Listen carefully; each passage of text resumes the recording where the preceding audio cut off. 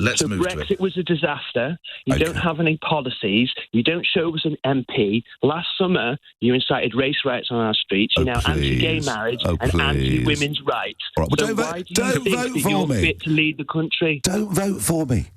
Please don't vote for me. Thank you. All right. I don't think we can go much further, although I will come back to one point. Was Brexit a disaster? Just first, can I say this? I mentioned it a moment ago. I'm not here to please everybody. That's pretty plain. I'm not here to give you bland answers. We've had enough of that. We've had enough of politicians. It's Abraham Lincoln that said, you can't please all of the people all of the time, and nor should you try.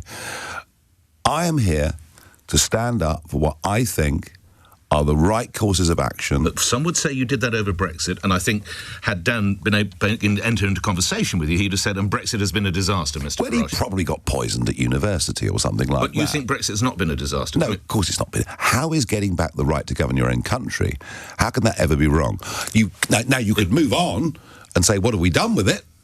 Too little. Right. Too little. Because there are so many industries who will be shouting, lorry drivers who get stuck at Dover, musicians who can't move around. Lorry drivers were getting stuck at Dover for the last 30 years. Right, musicians who can't move across. Whenever the French farmers went on strike. People who can't get through the airport when they go on holiday to Portugal or Spain or Italy or wherever. There is quite a big world outside Europe, But do we want to make... They would say, if you're still saying Brexit's a success, when did he last go through Faro Airport or whatever it might be? I go back and forth to Europe all the time. You don't find it rather inconvenient? What I find inconvenient is we now have border checks between countries, and yet our English Channel is open to everybody.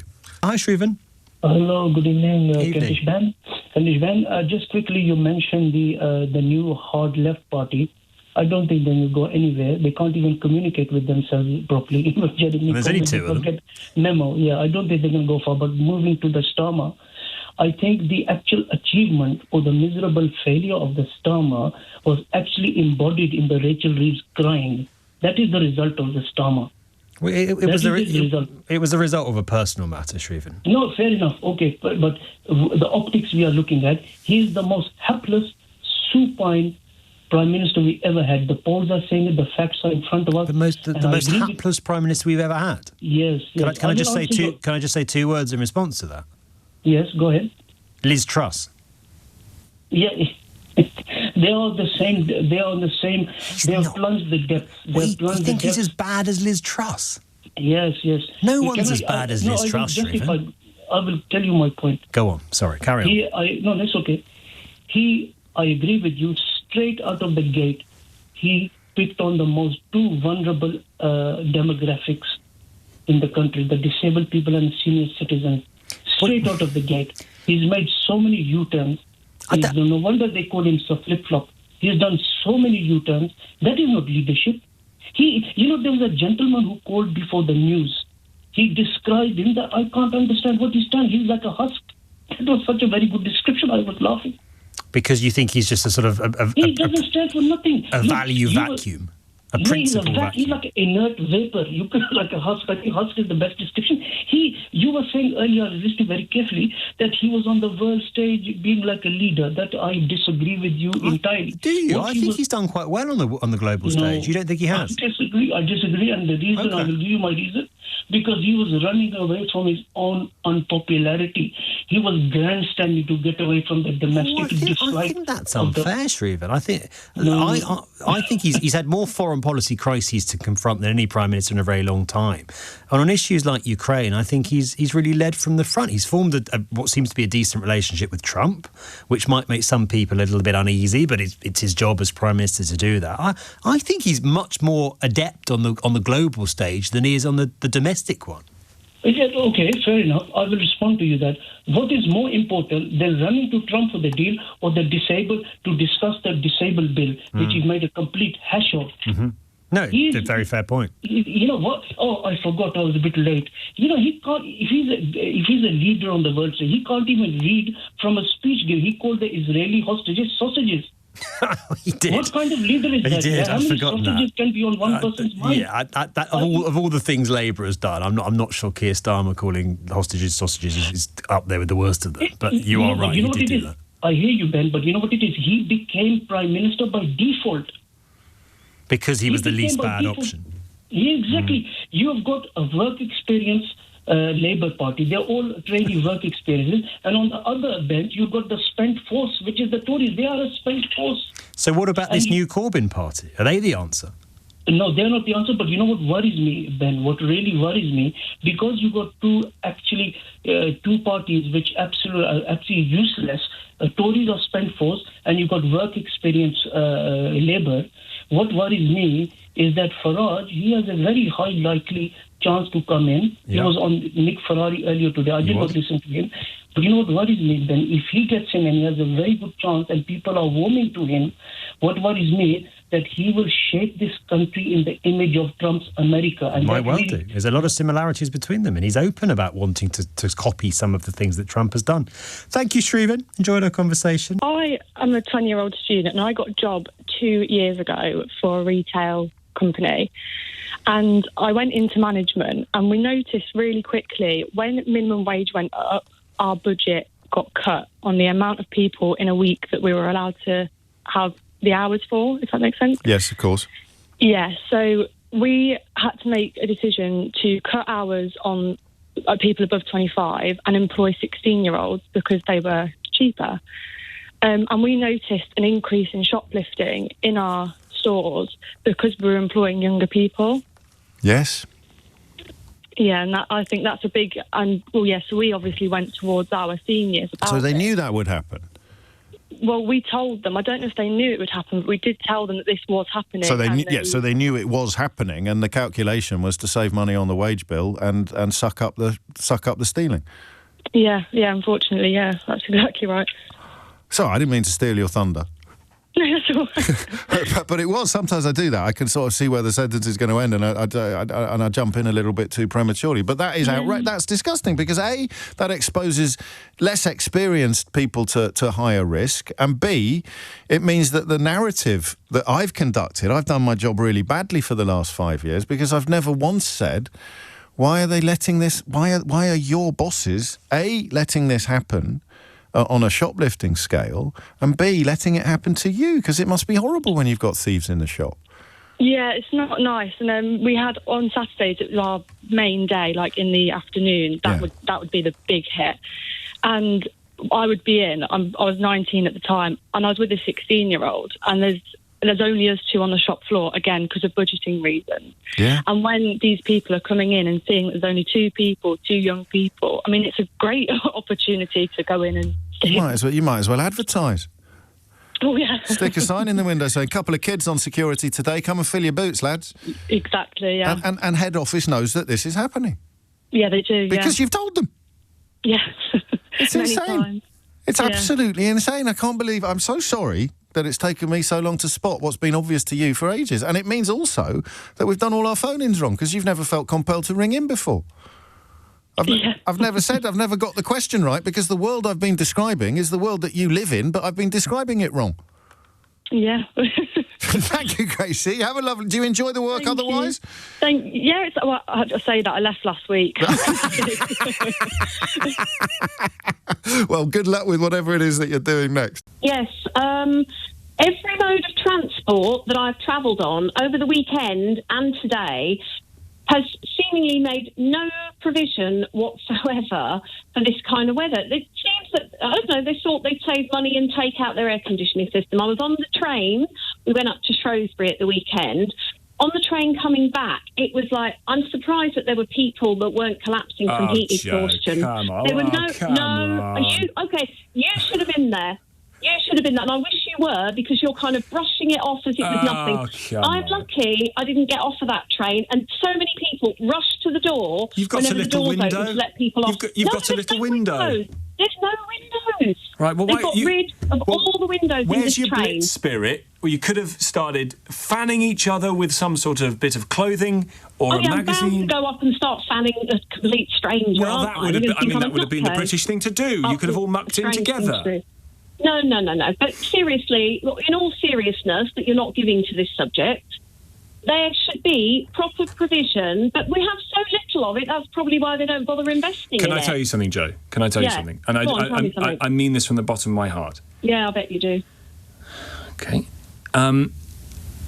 We were in Spain a couple of weeks ago. It was 40 degrees in Seville. Yes. Yeah? I'm telling you now, it's a lot. It's not as hot as that here. It's not far off it, but my God, it feels like 10 degrees hotter. Because I don't know why. In this country, it's just hotter than Hades here. It's How? the humidity. It's the humidity. Because even when it's really humidity. cold, yes. Because even when it's really cold, it's a damp cold. It's not a dry cold. Yeah, because we're an island. We're surrounded by water. But they need to think about this in this really hot weather. Because I have been on a bus, a proper train, and a tube, and none of them seem to have made any provision for this sort of kind of weather. And you could get heat exhaustion from the kind of temperature. Joe, you've summed up the state of Britain. Can't even cope with the day's hot weather. Thank you very much indeed for the call. Hi, Nick. Hello, Rez. Hi, morning, mate. Ultimately, there isn't really an easy solution for this problem. One of the things that we can definitely look at as a country is our foreign policy. But that won't help now, Rez. I'm not saying, and Hassan made this point, but that's not going to stop the boats now, Rez. But nothing's going to stop the boats now, it will. Nick. We have to be realistic. Yes, it will. Well, not stop, but it will. Stop the boats. If you can make a decision tomorrow to try and stop the boats, what would you do, Nick? There will be no hotel rooms. Okay, there will be no benefits for people, and you won't get a mobile phone when you land here. Right. So you think just cutting off the... No, they'll still. Some people will still come. Of course they will. But the numbers will be... Once the word reaches, I believe numbers will be dramatically reduced. So you think just telling people there won't be a hotel room, people will just stop coming to the UK? Not totally, but I say again, the numbers will be dramatically reduced, yes. I would disagree. Ultimately... Why are they coming here, Rez? They're coming here for a better life. Well, they're coming here because they're not going to get in. They've had their lives destroyed. Yeah. And you mentioned on Hassan's point, but they won't get in, Rez. That they're not going to get in with me. Why wouldn't they get in? What are you going to do? Just stop them at the channel at Calais? Let them drown on the boats? They'll be in a. What kind of country are we? They'll be what in. Kind of country are we? They'll be in, like, I don't know, some kind of detention centre until they're processed and sent back. So should we have humanity or not? Of course we should. Of course we should have humanity, but we should have humanity for the people in this country who in some instances have paid in decades of their taxes and they can't afford the heating in the winter. That's where I'd like my humanity to extend. Okay, so we can't just blame everything, all the problems on this country, which a lot of people do, and a lot of your callers on this radio show do, you to blame all the problems on migrants. Oh, no, of course not. We don't talk about the government spending policies when they've spent 300 billion on the HS2 failed project. No, I agree. They've spent £500 million on the PPE. No one talks about when the government wastes billions, tens of billions. No one seems to talk about that. There's no accountability. Well, it's not 300 billion on HS2. It's roughly about 80, but it's nudging 90. Yes, I have talked about the lunacy of HS2, Rez. Many times. But the immigrants are easy targets. Always. Well, no, I've always picked on the government over HS2. Not this government, previous governments as well. It's an absolute shambles. They've ripped Buckinghamshire to shreds for no reason at all. Yeah, but everything seems to be blamed against immigrants, that's and in then your you get mind, the racist rhetoric. Well, you're not listening carefully enough, because of course not everything's down to mine. Of course it's not. Yeah, but you would some of the narrative in this country over the past few years from previous governments, maybe Conservatives, okay, where the Rwanda scheme again. How much got spent on the Rwanda scheme? I think it was 200 and something million. 200 million. Okay, and it could have worked. Rez, how do you know it wouldn't have worked? Because it didn't work. Hang on. It was scrapped. It was scrapped. It was never allowed to. Right. Okay. It was scrapped after 200 million. 200 but we'll never know. And it achieved zero. No, hold on. No one ever went there, apart from the King and the Prime Minister. No one ever went there. How do we know it? We will never, because of the government's stupidity, we'll never know whether it would have worked. Would you go live in Rwanda, Nick? That's the whole point. No, you've nailed it. You've got it. So if I'm sitting on the beach in Calais thinking, if I get to the United Kingdom, I'm not going to get a hotel room, I'm going to go and spend perhaps 18 months in Rwanda, I'm not going to get on the boat. That's it. That's it. That's not the solution, Nick. That's not the solution. Well, I must move on. You say it's not. The truth is, Rez, I don't know. You don't know. And courtesy of this government, we'll never know. That's the reality. Rez, enjoy speaking with you. Have a safe day. I feel kind of alone on this. I've been feeling lonely on this all day, because looking across the internet and stuff, because when Theresa May left and she broke down in tears at the lectern, I felt bad for her. And I'm on the left, right? So I'm not allowed. But anyway, I felt bad for her at the time, and when Rachel was in tears, I felt sorry for her, but because of obviously the disability stuff, I didn't agree with any of that. But even though I didn't agree with any of it, when I saw her crying, I felt bad for her. Yeah. And I was like... It's because you're a normal thinking human being, I would say, Brian. Yeah, but Tom, you'd be surprised. Like, on the left, everyone's like, yeah, good, good. I'm like, what? Really? And then people on the right are like, yeah, good, good. You're like, what are we doing? What are we doing? This is not how you were brought up. I was never brought up to sneer at a crying woman. It doesn't give you anything. It doesn't make you better or make you feel good. I have to say, the reactions that I've heard listening to LBC today from certain quarters has been surprising, in that there are people who are genuinely saying, I feel no sympathy for this woman whatsoever because she's made running my small business very difficult, or the government's response to Gaza has been such that I don't mind if she cries a bit. And stuff. It's really, I find it really odd, actually, really strange. It's not, Brian, if I could be so bold, sir, it's not normal, that. In no other walk of life would that be a normal response. But what is the new normal? Is this the result of social media polarisation? Is it are we at the peak of the Randist selfishness thing, where everybody's like, oh, how did this affect me? All I seem to hear now in society is if I see someone in pain, I'm like, oh, I feel sorry for that person because I've been in pain before. That's how I am. Yeah. But what I hear from society is, oh, well, good, she did this and I feel like this, so someone else should feel pain. OK, let me put this to you, Brian. Let me put this to you. You're a man of the left. Yeah, I am, yeah. Donald Trump was shot in the ear, or at least was cut in the ear after a shot was fired. OK, right. Did you feel sympathy, sorrow, empathy? Of course. Donald Trump. OK, so hypothetically... Now you have to answer a question of mine. Go, yeah, absolutely, yeah. Go on then, you do your follow-up question. Okay, so follow-up question. Donald Trump takes to the podium at the White House and for some reason cries. Yep. You going to feel sorry for him? I'm going to be worried about the chap, even though I don't like him. For everything that's gone on, for all the stuff that he has done that is absolutely loathed by... This is brilliant. This is a brilliant question, yeah. People from your politics. And frankly, any politics, you would feel sorry for him. Here's how it is. Let's imagine a cosmic being came to you, Tom, and said, you can have the universe, I'll give you a choice, you can have the universe in either one of two states. You can either have a universe exactly as it is now, but with a surplus of empathy, or you can have a universe as it is now with a deficit of empathy.